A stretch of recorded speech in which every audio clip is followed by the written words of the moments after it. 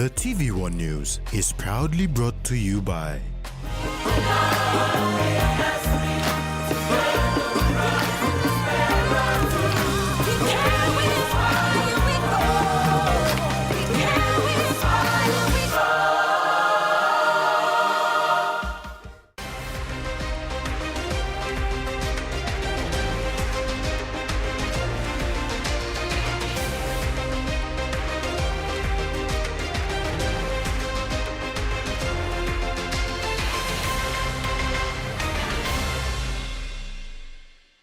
Hello, I'm Kamela Guare with TVWAN News. Thanks for joining us.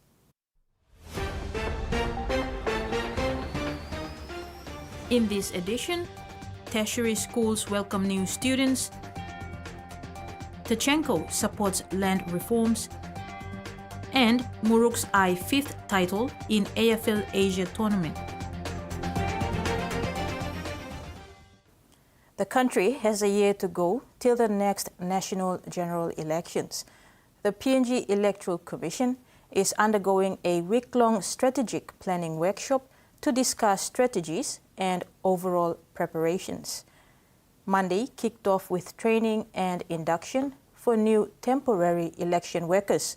Their induction included an introduction to the Public Service General Orders and internal PNG EC and electoral laws and applicable bylaws.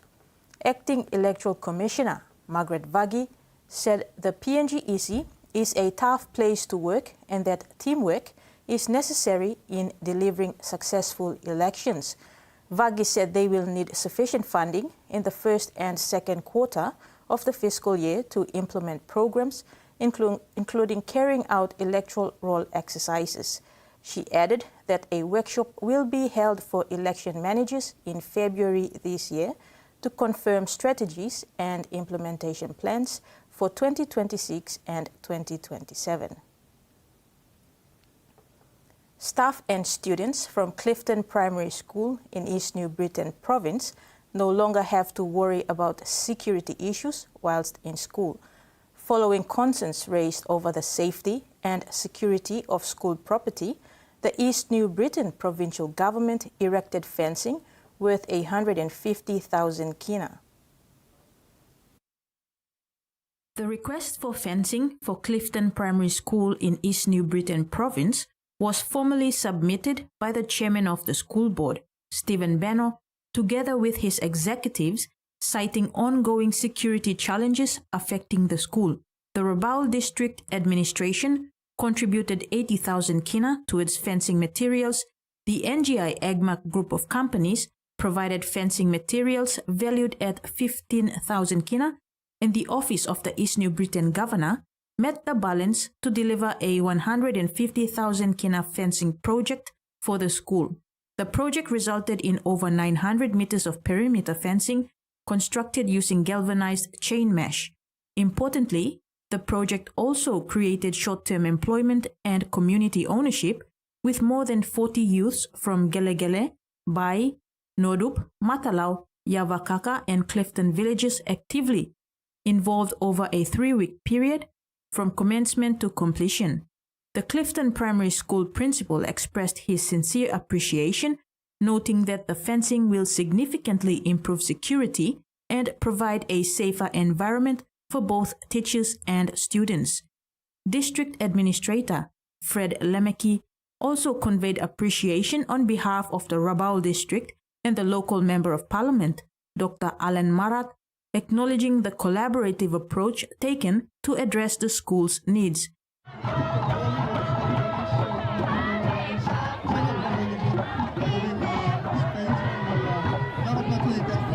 Governor Michael Marum emphasized that the project is a strong example of what can be achieved when communities, districts, the provincial government, and the private sector work together. The governor reaffirmed the provincial government's commitment to supporting education infrastructure and community-driven initiatives across East New Britain Province. Speaking at yesterday's funding presentation to the PNG Institute of Cultural Recognition and PNG Studies, Intracomp PNG team leader, Dr. Naomi Simet, said the support comes at a critical stage of the project, which brings together 14 institutions across Europe and the Pacific, including the University of Auckland and the Institute of PNG Studies. Intracomp PNG team leader Dr. Naomi Simet said the project focuses on intercultural and transcultural competence using art, culture, and indigenous knowledge to address social inclusion, youth displacement, and education challenges. She said the first phase of the project was completed in 2025, with data collected from primary schools, secondary schools, and universities, including displaced student communities. The findings will now be used to develop a national policy and education framework. Dr. Simet said the framework will be completed this year and implemented in schools and universities next year, with the potential to be used internationally. She thanked the National Cultural Commission and National Planning for supporting research, capacity building, and scholarships in the arts and culture sector, saying the funding will help Papua New Guinea confidently share its cultural knowledge with the world. We are a consortium partner against 13 other institutions, mainly in Europe and in the South Pacific. It's the Institute of PNG Studies and the University of Auckland. So that's 2, and then the rest 11 are in Europe. So we have Germany, Italy, Middle East. So you can see the complex challenges in terms of cultural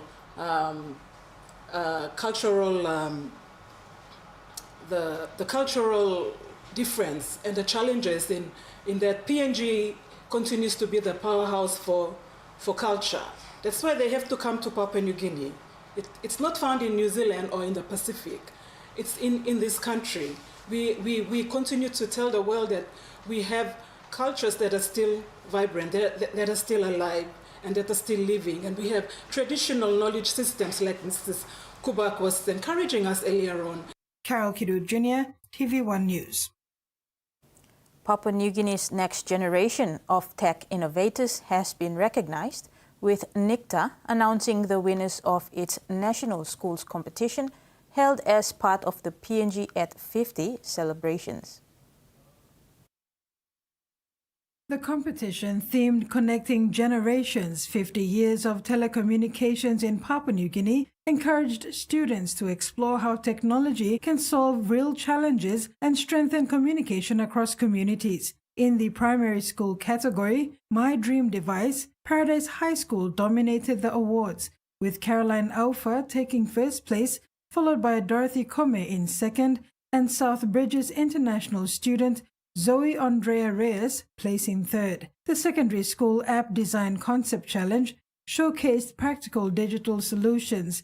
Jubilee Secondary School secured first place with EduConnect, an app concept designed to improve student performance and parent-teacher communication through attendance tracking, academic dashboards, and digital learning resources. Second place went to April Sarufa of Pomis for Tingimpasin Tumbona, a cultural preservation app, while Highlands Lutheran International School student Keriana Kare placed third with Safe Learn Community, focusing on education continuity during security disruptions. NICTA Acting Chief Executive Officer Polume Lume praised the students and acknowledged the support of teachers, parents, Digital PNG and Vodafone, saying the competition highlights a smart and innovative generation ready to lead PNG's digital future. Carol Kidu Jr., TV1 News. The Papua New Guinea University of Technology in Lae, Morobe Province is preparing to welcome its first years next week. PNG UOT Registrar Veronica Thomas outlined that the first week of registration, starting on February 9th, will be dedicated to first-year registrations. The Papua New Guinea University of Technology's Registrar, Veronica Thomas, told this newsroom that student registration for PNG UOT will commence on the 9th to the 20th of February 2026. First-year students are expected to start arriving on campus from the 5th, settle in and register at their respective schools starting on Monday, February 9th. The first week of registrations, from the 9th to 13th, is dedicated to first-year registrations. Continuing students are expected to start arriving on February 11th, settle in and register starting on the 16th to the 20th. The second week of registrations, from the 16th to 20th, will be for continuing students, while first years proceed with their orientation activities. Registrar Thomas said to register for the academic year, students must pay the required 60% of their fees by the 30th of January. This was extended from the initial date, 19th of January, to allow time for parents and students to meet the deadline. It is important for students to fulfill the required 60% of fees by the deadline because this will open the online portal for students to complete registration. Thomas is urging residential students to pay the 60% before going to campus, as room allocation is pre-allocated based on the payment of fees. Parents, guardians, and students are reminded that registration period is within the 2 weeks, and so all registrations will end on the 20th of February and lectures will start on the 23rd. You're watching TVWAN News. After the break, Moresby South MP backs land reforms and Asaro Health Centre supported.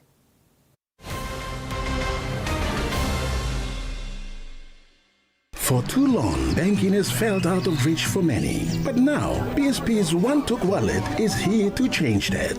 Send and receive money, pay bills, and top up. It's your money, wherever, whenever. Because at BSP, we are committed to improving how our customers connect to our One-Toks, to our family, to the ones we love. BSP's One-Took Wallet. Money made easy. Dial *131# for everyone.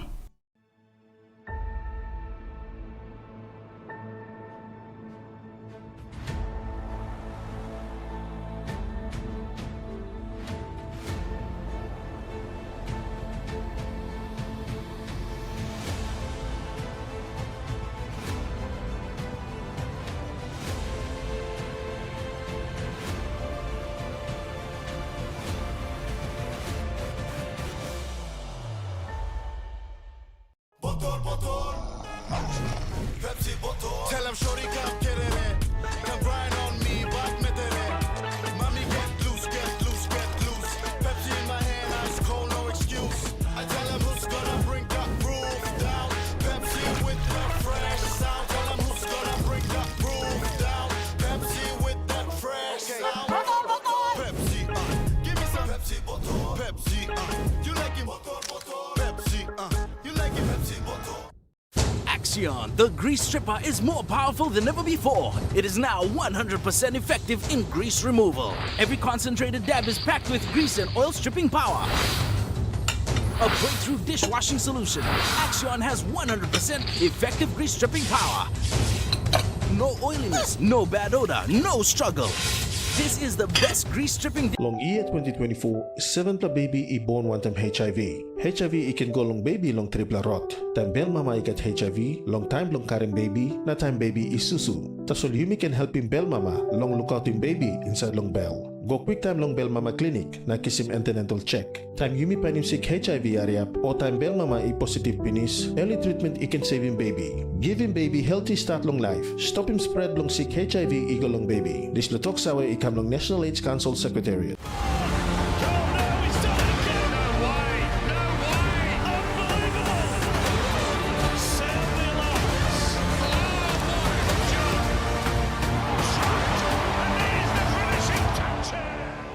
Access Middle East is on the ground, from here in Baghdad to every corner of the region. Access the power. Lulu isn't just an engineering feat, it's a statement of intent. Access the wealth. We're seeing great results, but we're not satisfied. Access the deal makers. Iraq's position has been clear. Halting this war and adopting dialogue. Access the whole story. A new age of sport and culture. This is Access Middle East.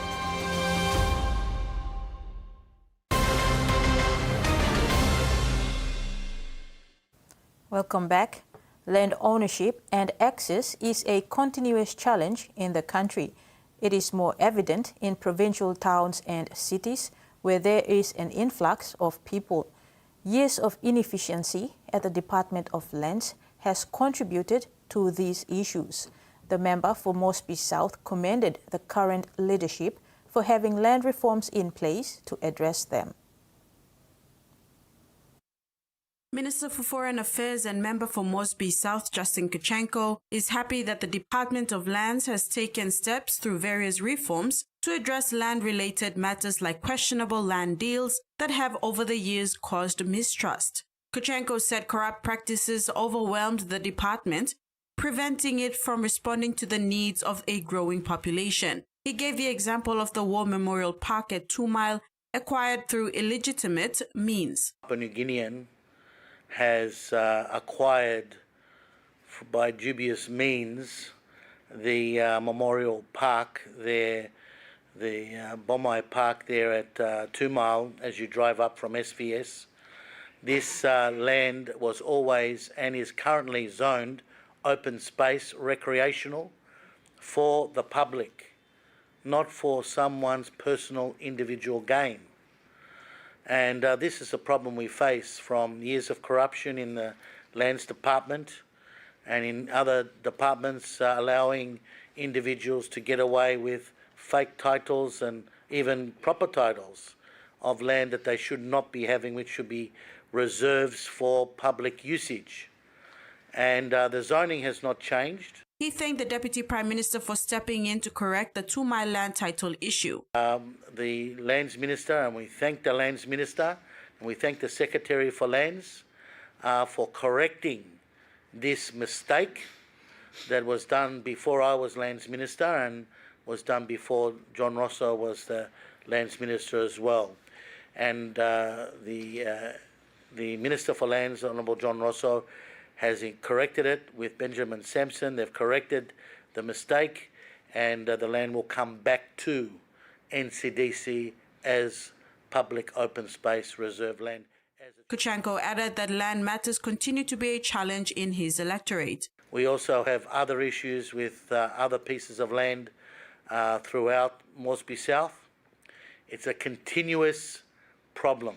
Meantime, the land reforms have come about where there is a serious housing shortage because of the fast population growth and limited government-owned land for urban development. It is exerting pressure on towns and cities and pushing urban families into settlements. Department Secretary Benjamin Sampson said the department is responding to that with new housing projects under the Strata Title Law to give middle-income families a chance to own property legally.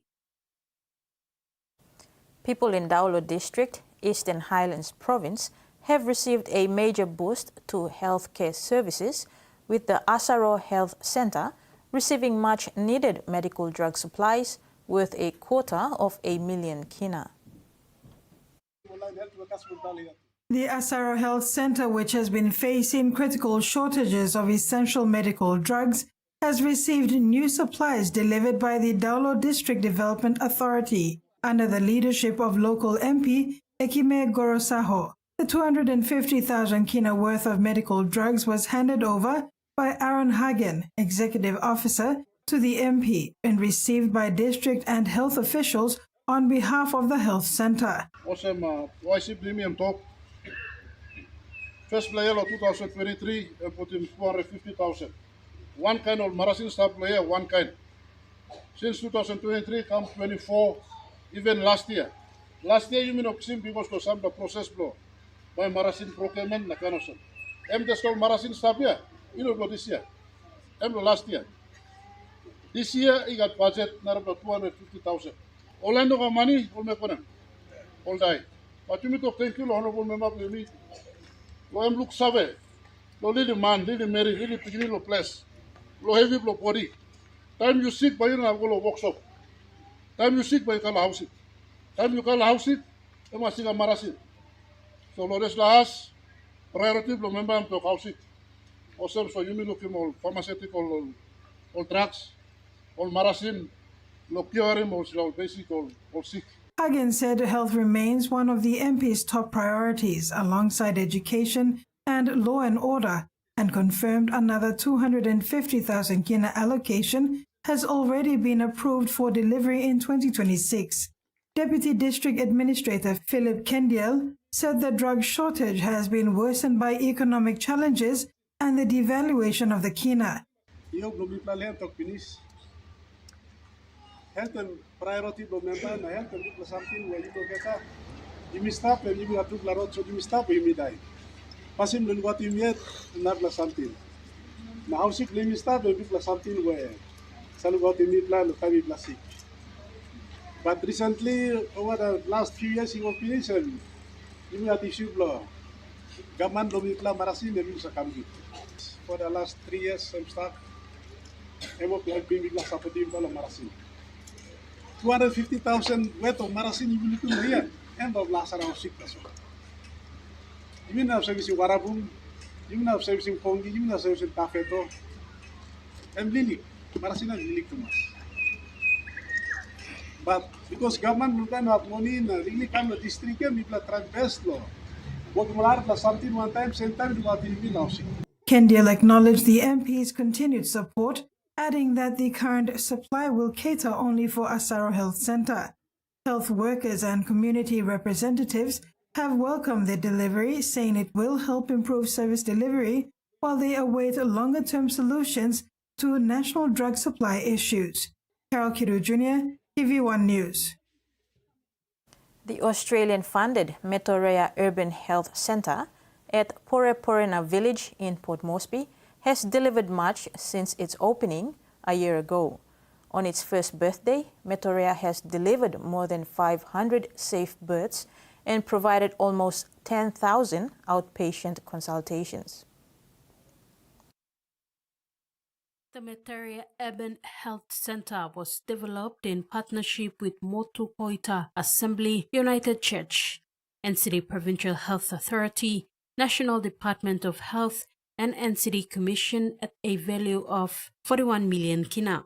In early 2025, the Metoreia Urban Health Centre opened its doors to the public in Hanuabada with the goal of bringing much-needed healthcare services to the Motu Koita people, surrounding communities, and many more across Port Moresby. On its first birthday, Metoreia has delivered more than 500 safe beds in its maternity wing, provided almost 10,000 outpatient consultation, treated over 300 TB and HIV patients, supporting better long-term health outcomes, assisted more than 200 patients through its new eye clinic, delivered in partnership with the Fred Hollows Foundation, completed almost 2,000 X-ray investigations to date, offer minor surgery, dental care, pathology, pharmacy services, and general and pediatric consultations under one roof. These services have been transformative, with mothers being able to give birth closer to their support networks and staff benefiting from a modern, well-equipped space that allows them to serve the community with dignity. Australia is supporting the PNG government to deliver its long-term vision to provide high-quality health services to all Papua New Guineans. A memorandum of understanding was signed yesterday between the National Energy Authority and the Special Economic Zone Authority to strengthen regulatory coordination and improve service delivery for energy supply, electrification, and energy infrastructure within special economic zones. Members from both authorities gathered at the NEA head office in Port Moresby to witness the important signing, which will enable closer collaboration in the designated special economic zones. With 16 areas identified for special economic zones development taking place across the country, under the SEZ Authority Act 2019, the newly forged partnership between National Energy Authority and Special Economic Zone Authority will boost energy usage to assist current developers and potential ones to run development efficiently. The partnership aims to share best practices in energy regulations and SEZ infrastructure development to ensure reliable electricity and power connections for SEZ operations. Speaking at the ceremony, SEZ Authority Acting Chief Executive Officer Kikila Yawase said the MOU supports the state's one-stop shop arrangement under the Special Economic Zone Authority. This arrangement, which also requires SEDZA to work with agencies like NEA and other stakeholders to streamline approvals and regulatory services. Importantly, this will also encourage NEA to participate in the one-stop shop arrangement that is framed in the SEDZA Act 2019. And it will integrate NEA processing to SEZ one-stop shop framework. It will also support digital processing, tracking and information sharing for SEZ-related permits and services only. And it also encourages capacity building and technical cooperation. In terms of technical capacity building and technical cooperation between two agencies, we want to jointly provide training, technical exchanges, and development of SEZ energy guidelines between our two agencies. The one-stop shop system is designed to support investment by providing all government services, permits and approvals in one place, either physically or online. NEA Managing Director Ronald Meketa acknowledged the timely partnership and elaborated the importance of moving forward with such collaborations. Very fitting for us to sign this at the back of our 50 years anniversary and the first year of reset. And I believe this MOU is the path forward in opening up and giving that fast track in reset PNG 2050. Michael Tamtipais, TVWAN News. In finance, the kina closed unchanged at $0.2339 in the interbank market. At Bank South Pacific, our kina was buying $0.2264, $0.3181 Australian dollars, $0.1811 euro, and 34.44 Japanese yen. Looking at commodity prices at New York close, all closed lower, except gold and crude oil closed higher. And on the stock market, the Dow Jones closed higher, ASX closed lower, and all ordinaries closed lower as well. TV1 News continues when we come back. Stay with us.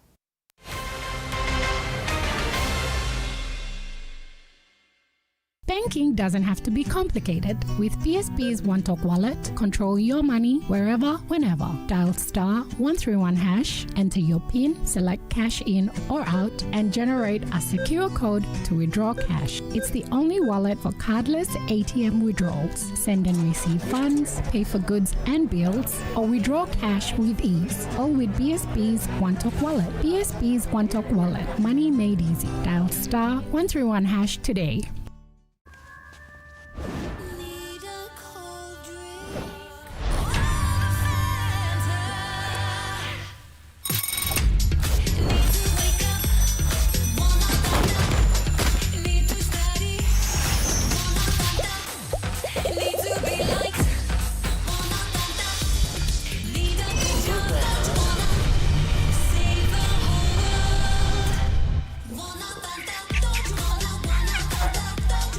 Meet UmiPay, your digital wallet from TISA Bank.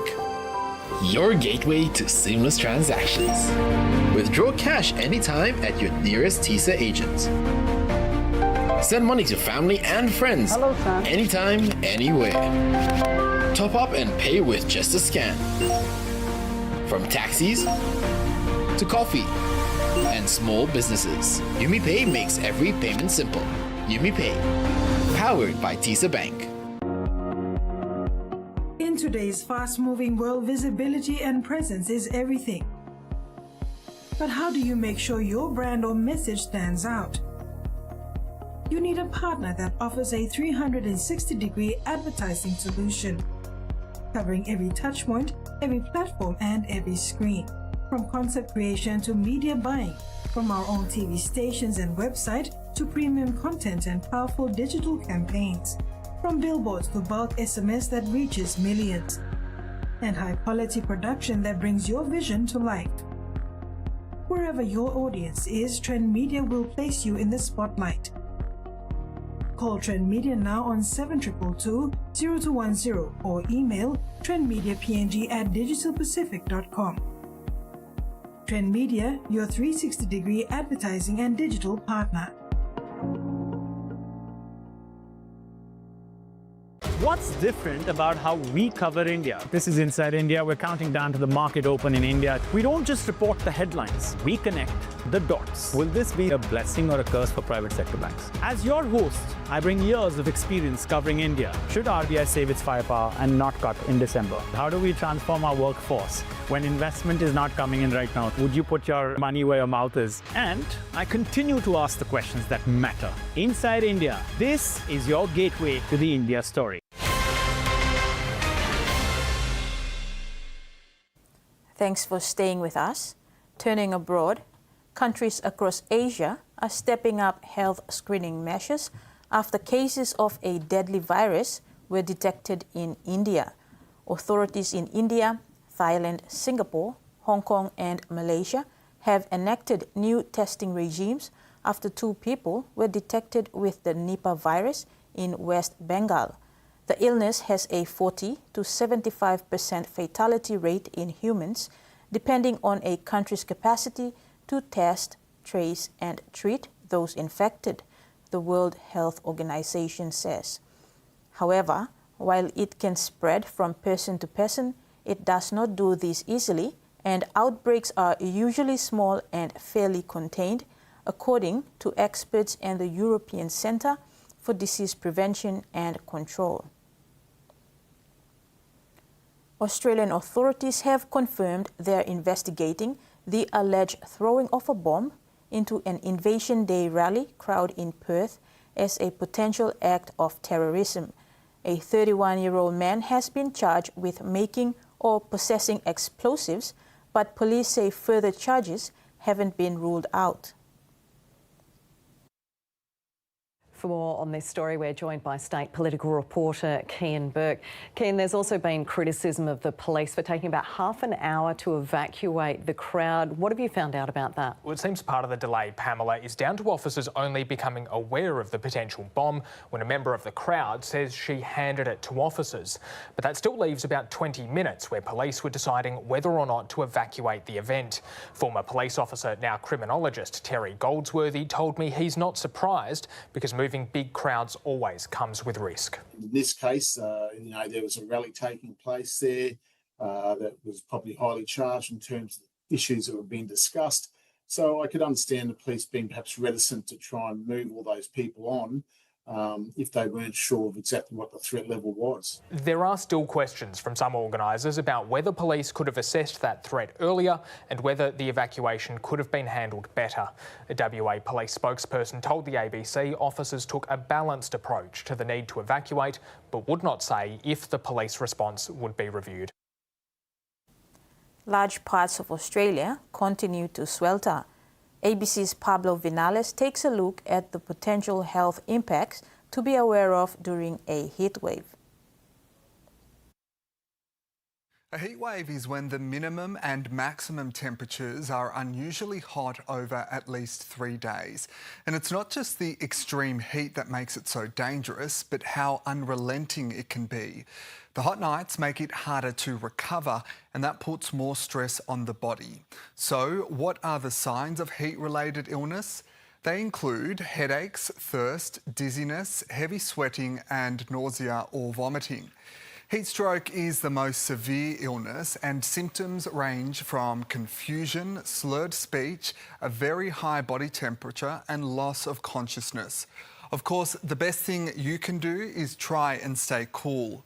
If you can, avoid going outside, especially at the hottest time of the day. Keep windows closed, blinds down, and use air conditioning or fans. Take cool showers or go for a swim. And when you're outside, try and stay in the shade. Of course, drink plenty of water and remember to keep an eye on those most vulnerable during a heatwave. A key member of Australia's first Truth-Telling Commission is urging the Prime Minister to set up a national body to examine the treatment of First Peoples, describing it as an act of national repair. But the calls have been criticized by the federal opposition, who say the focus needs to be squarely on closing the gap. Travis Lovett is preparing to embark on a new journey. We are walking to advocate for the Prime Minister to establish a national truth-telling process. After thousands joined his Walk for Truth in Victoria, There's the messages on there. the former Muruks Commissioner wants to make the movement national by leading a walk from Melbourne to Canberra. This is not about blaming everyday Australians, but this is asking about the institutions to be accountable for the institutional harm that they have actually caused our people. Professor Megan Davis helped shape the Uluru Statement, but she isn't convinced government-led truth-telling is the answer. The pursuit of rights and structural change is the most important, and I just don't think another telling of history will get you there. She's urging leaders to prioritise closing the gap outcomes. Shadow Minister for Indigenous Australians, Karen Little, says she's focused on children and families. I don't know what this obsession is around incarceration rates. You know, one of the most protective factors is kids in schools, healthy kids and healthy parenting.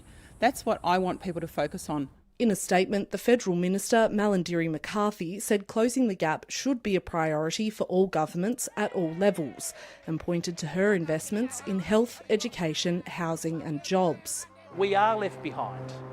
It's not by want of us, it's by lack of action. Views on the direction may differ, but the call for change remains the same. After nearly 20 years of negotiations, India and the European Union say they have reached the mother of all deals on trade. The new agreement could affect nearly 2 billion people and 1/3 of global trade. The agreement is expected to see EU exports to India double by 2032. EU exporters will see Indian tariffs currently levied on 30% of goods immediately removed. Tariffs will also be eliminated or reduced altogether for more than 96% of traded goods by value. It comes as Donald Trump's administration pursues an aggressive tariff strategy against both New Delhi and Brussels. And that ends the news segment. Later in sports, Muruks to defend Asia Cup and Civic Nines set for this weekend.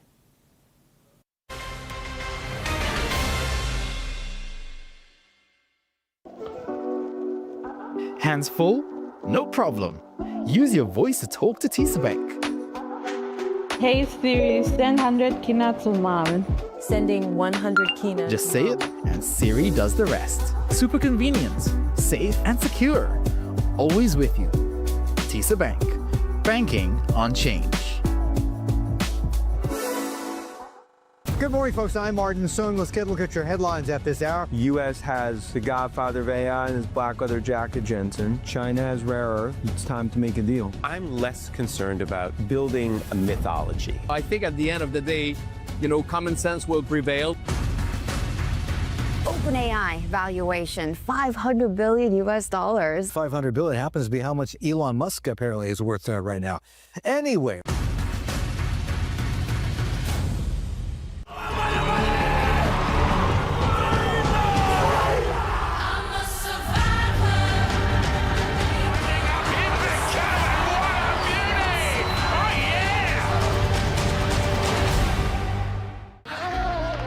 Face the inevitable. Don't be afraid of the D word. To think outside of the box. If you can compost a cow, certainly you can compost a human being. Discover how each family... That's what's special about it, it's those memories. ...and culture has their own ritual to honour their loved ones. Goodbye, my dear friend.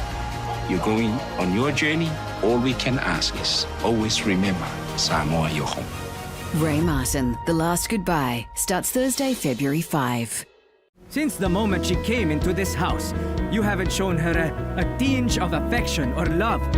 Is it true, Papa, that I'm not your real daughter? She's not in her room and she's not answering my calls. Dolce Amor. Rerun starts Monday, 2nd Feb, 7 p.m. on TV1 Plus.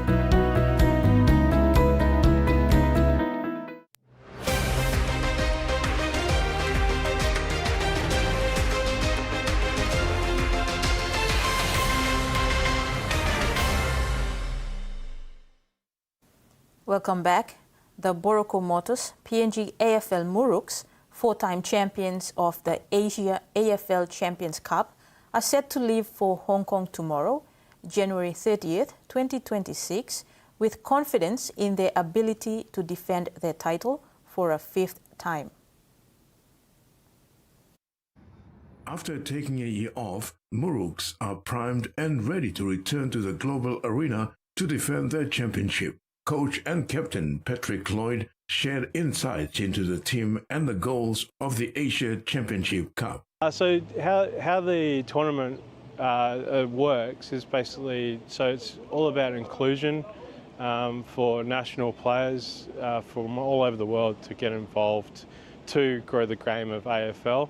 We're probably lucky that we've got a lot of team members here that do play AFL and represent the country, where a lot of other teams are more expat dominated. So we actually do the reverse with a 30% expat and 70% national team, and most of the other countries do the opposite of 70 and 30. Lloyd noted that past tournaments have seen Muruks compete against countries such as Indonesia, Vietnam, Singapore, Dubai and Pakistan. This year the players are energized and eager to take on Hong Kong. Some of the boys behind me, as you can see behind me, are actually really pumped up. They're the actual leaders themselves, really taking on that we've got a job to do. It's been our clear message that we're bringing the cup back to PNG. Lloyd noted that the match against Hong Kong will consist of 4 quarters of 20 minutes each, which may present a challenge. However, he is confident the boys will adapt well to the conditions moving forward. The match is scheduled for Saturday, followed by a range of cultural exchanges that align with the AFL's values of inclusion. Terry Longwood, TV1 Sports. Meantime, Ben Tirang, Emmaus Wartovo, and Jeffrey Vogae, 3 senior members of the PNG AFL Muruks, are expected to play pivotal roles in the quest to defend their title at the 2026 Asia AFL Champions Cup in Hong Kong this weekend.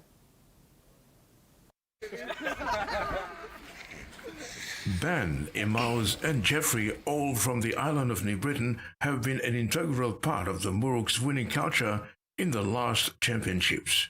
They've expressed enthusiasm and confidence in the team's ability to win the Asia AFL Championship Cup for the 5th time. Reflecting on the team's preparation and collaboration, midfielder and backline player Tirang is excited for the upcoming event. It will be his 4th tour to the tournament. Yeah, basically we've been training well for the past 5 weeks. I think our preparation has gone well. We've got a good mix of old and new players. So the young guns coming up and blending with a couple of us, the old boys. So we're looking forward to a tough tournament. We're playing against the champions for last year's Asia Cup, so we've got a few of our silverware and trophies on the line to defend, so looking forward to it. 38-year-old veteran Emmaus remains optimistic about his performance. 38 now, so body all right yet. I think my mindset is still strong, so that's why I'm still going. So probably I think I've got another 2 or 3 years to go. Yeah, I think we are ready, lo. Action back up. Coming to PNG, so we're leaving tomorrow, so I think the preparation, everything, 110%.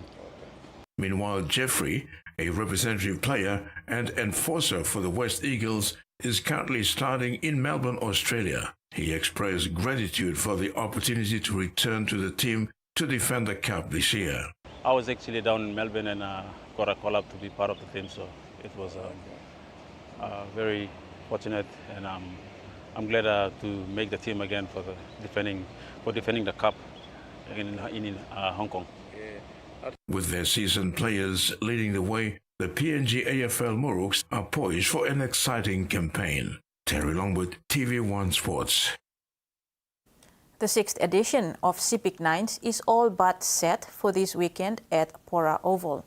The two-day tournament starts on 30th January 2026. Over 16 teams have registered to participate. 4 teams are from outside centres. The rest are within the CIPIC region. Director of JS Commodity CIPIC Nines, Bradley Simon, said almost all the participating teams have confirmed their attendance. The venue is being set up to welcome the teams. He expects a good turnout from the local communities in Wewak and around the CIPIC. JS Commodity, who have taken over sponsorship of the event from AGMAC, are proud to be supporting the tournament for the first time. Stakes are high, with excitement building towards the final showdown of the 2026 edition of the AGMAC Rugby League Nines series, set for this weekend at the Queen Elizabeth Park, Rabaul, with additional teams jumping on board. The matches are set to kick off 9 a.m. tomorrow, Friday 30th January, on fields 1 and 2, culminating in the finals on Saturday 31st. AGMAC Nines matches kick off this Friday, 30th January at the Queen Elizabeth Park in Rabaul, East Nibriton Province. Tomaringa Royals, Montepid Tigers and Tawu Giants have been added to the draw for the final leg of the series, vying for the ultimate cash prize of 10,000 kina, with runners-up walking home with 7,500 for the men's challenge. The latest edition of Royals, Diggers and Giants now increases the number to 19 in total that have been divided into 4 pools. At Wednesday's team managers meeting, AGMAC Nines tournament director Paul Joseph welcomed the return of Royals, Diggers and Giants. It would lift the level and intensity of the competition. According to the revised draw, each team will play 4 pool matches in their respective pools, except for Pool B and C for their 4th pool match. Pool B and Pool C teams will cross over to play a team in the other pool. After all the pool matches, teams will be ranked 1 to 19. The top 4 teams will play in the qualifying final, whilst teams ranked 5th to 8th play in the elimination finals, where the loser bows out of the finals challenge. Terry Longwood, TVWAN Sports. PNG Hunters second rower, Murray Fige Connors, says his focus is on improving his own game ahead of the 2026 Host Plus Cup season. He made the comments during the Hunters training session today at the Sir John Guy Stadium in Port Moresby. Following a successful introduction into the Queensland Rugby League competition in 2025, Murray Fige Connors is aware of his own game. He knows his strengths and weaknesses and where he needs to improve. Connors admits his focus this season is on improving his game, saying his performance on the field will ultimately determine whether he is considered for selection in the Cumulus colours later in the year. My goal is to be the best of myself every day at training, and if it's God's will, then wear the Cumulus jersey at the end of the year. The Hunter second rower says 2025 was his first year in the top level, where he had to find his footing in the competition. This season, he is a lot confident and wants to lead, so that the young ones can learn a thing or two from him. Last season was my debut season, so I've learned a lot of things. And coming this season, 2026, I'm trying my best to lead.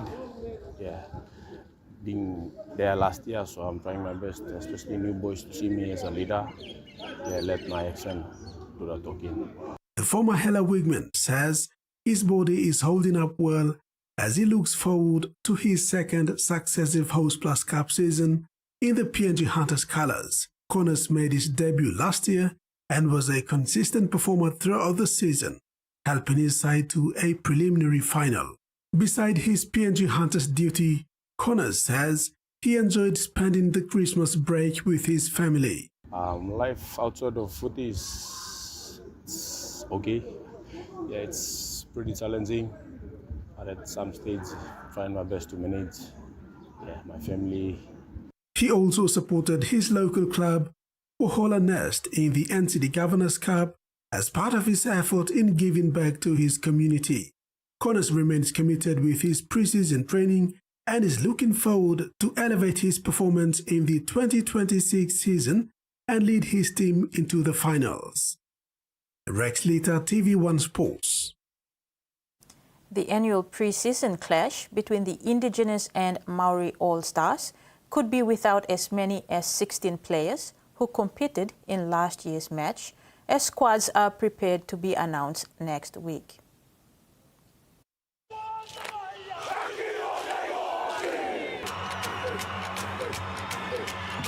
highly anticipated annual pre-season showdown, set for February 15th, 2026, clashes might be without a number of key players. Preparing for the upcoming World Cup challenge against Hull Kingston Rovers, Brisbane Broncos trio Jesse Arthurs, Jordan Ricky and Xavier Willison have been ruled out of the contest, as well as teammate Kotoni Staggs, who represented the Indigenous All-Stars in 2024.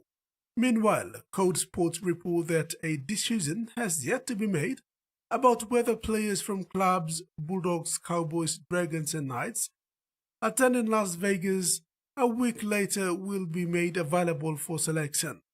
If unavailable for selection, this would rule out 2025 squad members Dan Gegai, Dylan Lucas, Josh Curran, Josh Kerr, Kylan Ponga and Leon Thompson, as well as former All-Stars representative Pasami Saulo, Ruben Kota, Trey Mooney and Tyrus Lawn. Jeremy Marshall King injury and Tyron Munro stood down are also unavailable from last year's match. Jacob Alik Wienke and Jess Devenga will also miss out, having moved overseas to the Super League competition. The trio of Jacob Sykes, Ruben Porter and Sakwai Mitchell may also not be named as they no longer have affiliation with any NRL team. Meanwhile, South Sydney Rabbitohs star duo Latrell Mitchell and David Fifita are also in doubt after picking up minor injuries over the weekend. Rex Lita, TV1 Sports. And now, the weather.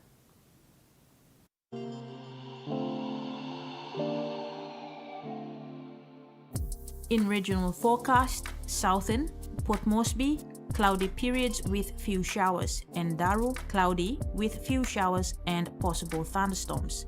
In Momase, Lae, partly cloudy with chances of few showers.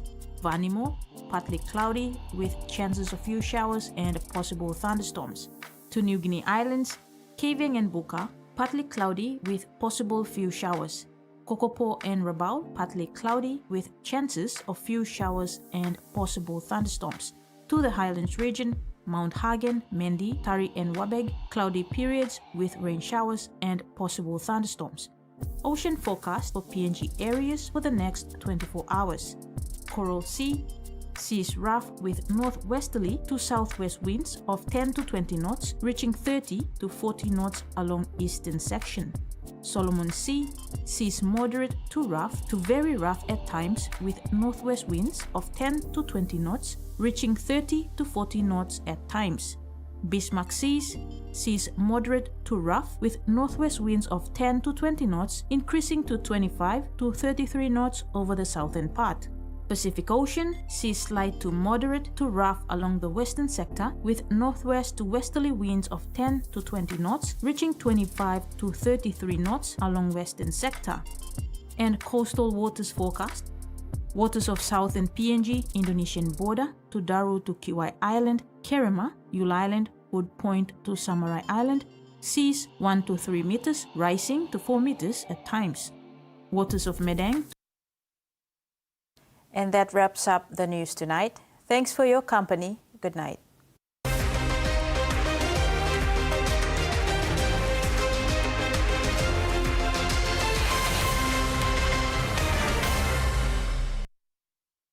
The TV1 News was proudly brought to you by